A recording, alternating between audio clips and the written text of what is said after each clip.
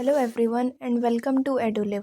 आज की इस वीडियो में हम एकांकी संचय के सेकंड चैप्टर बहू की विदा का डिटेल एक्सप्लेनेशन देखेंगे। तो चलिए स्टार्ट करते हैं वीडियो। प्रस्तुत एकांकी बहू की विदा श्री विनोद रस्तोगी द्वारा रचित है। इस एकांकी के माध्यम से लेखक ने हमारे समाज में व्याप्त दहेज की समस्या को दर्शाया है। इस एकांकी में कुल 5 पात्र हैं। जीवनलाल, उनकी पत्नी राजेश्वरी, उनका बेटा रमेश, बहू कमला और प्रमोद जो कमला का भाई है। प्रमोद की बहन कमला का विवाह जीवनलाल के पुत्र रमेश के साथ होता है। प्रमोद अपनी पारिवारिक हैसियत के हिसाब से दहेज देता है। जीवनलाल आशा के अनुरूप दहेज न मिलने से चिढ़ा हुआ रहता है। विवाह के बाद पहला सावन आने पर बहू को उसके मायके भेजे जाने की एक रस्म होती है। उसी रस्म को पूरा करने के लिए प्रमोद अपनी बहन कमला को विदा करने उसके ससुराल पहुंचता है, परंतु कमला के ससुर जीवनलाल अपनी बहू की विदा नहीं करना चाहते। जीवनलाल के अनुसार बेटे की शादी में बहू कमला के परिवार वालों ने उनकी हैसियत के हिसाब से उनकी खातिरदारी नहीं की तथा कम दहेज दिया। इससे उनके मान पर धब्बा लगा है। जीवनलाल प्रमोद पर व्यंग करते हुए यह भी कहता है कि जब उनकी मुँह मांगा दहेज देने का सामर्थ्य नहीं था तो अपनी बहन की शादी उनके बेटे से क्यों कराई। अब जब तक दहेज की पूरी रकम अर्थात 5,000 रुपये नहीं चुका दी जाती, वह कमला को अपने मायके विदा नहीं करेगा। प्रमोद जीवनलाल से अपनी बहन को मायके भेजने की प्रार्थना करता है और केवल लड़की वाला होने के कारण उस पर होने वाले अन्याय का विरोध करता है।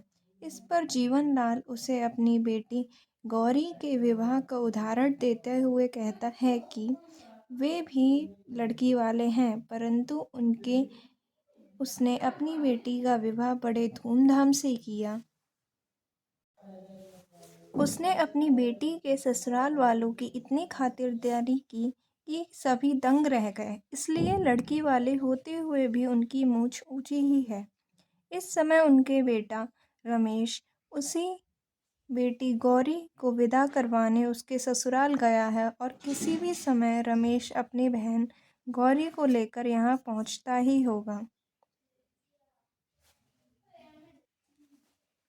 प्रमोद उसके बाद अपनी बहन कमला से मिलता है और उसे सांत्वना देते हुए कहता है कि वह वापस जाकर अपना घर बेच देगा और दहेज की रकम का जुगाड़ कर लेगा। इस पर कमला अपने भाई को समझाती है कि घर बेचने की बात वह बिल्कुल ना करे, क्योंकि अभी उसकी छोटी बहन विमला के विवाह की जिम्मेदारी उसके सिर पर है। और क्या हुआ यदि वह पहला सावन अपने मायके में ना बिता पाए। यहाँ ससुराल में उसकी सास और ननद गौरी बहुत ही अच्छी हैं। गौरी के आने से तो उससे अपनी सखियों की कमी भी नहीं खलेगी। उसी समय कमरे में कमला की सास राजेश्वरी का प्रवेश होता है। राजेश्वरी को अपने पति के स्वार्थी व्यवहार का पता चलता है।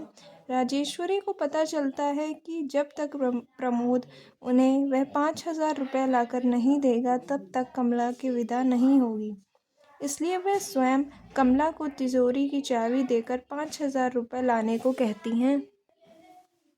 वह प्रमोद से कहती हैं कि ये रुपयों वह जीवनलाल को देकर कमला को विदा कर ले जाए। प्रमोद पैसा लेने से इनकार कर देता है।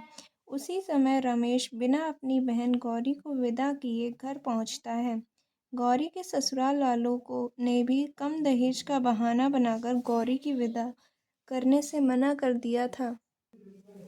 जीवनलाल को अपनी बेटी के ससुराल वालों का रवैया अन्यायपूर्ण लगता है। उसे अपनी बेटी के ससुराल वाले लोभी लालची नज़र आने लगते हैं, क्योंकि उसके अनुसार उसने तो अपने जीवन भर की कमाई अपनी बेटी गौरी के ससुराल वालों को दे दी थी।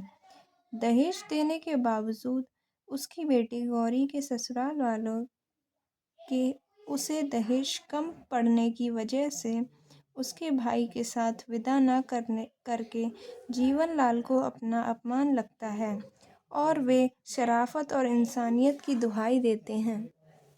तब राजेश्वरी ने अपने पति जीवनलाल की आंखें खोलने के लिए कहती हैं कि अब वे शराफत और इंसानियत की दुहाई दे रहे हैं, जबकि खुद अपनी बहू को दहेज के 5,000 कम पड़ने की वजह से उसके भाई को अपमानित कर विदा नहीं कर रहे हैं।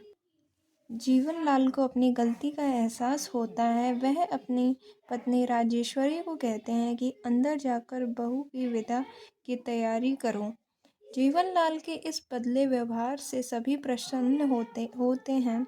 इस तरह जीवनलाल के बदलते हुए व्यवहार से कुछ देर पहले ही तनावपूर्ण माहौल खुशी में बदल जाता है। बहू की विदा एकांकी का उद्देश्य समाज में प्रचलित दहेज प्रथा के अभिशाप पर तीखा प्रहार करना है, जिसमें सबसे अधिक प्रभावित वर्तमान मध्य वर्गीय परिवार है। वर्तमान समाज में बेटी के जन्म से ही उसके विवाह के समय दिए जाने वाले दहेज को लेकर माता पिता चिंतित रहने लगते हैं। अपने स्वार्थ के अनुसार भी बेटी के विवाह पर दहेज भी देते हैं।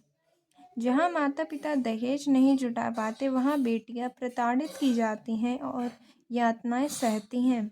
ससुराल वाले यह भूल जाते हैं कि उनकी भी पुत्री के साथ उसके ससुराल वाले ऐसा ही व्यवहार कर सकते हैं।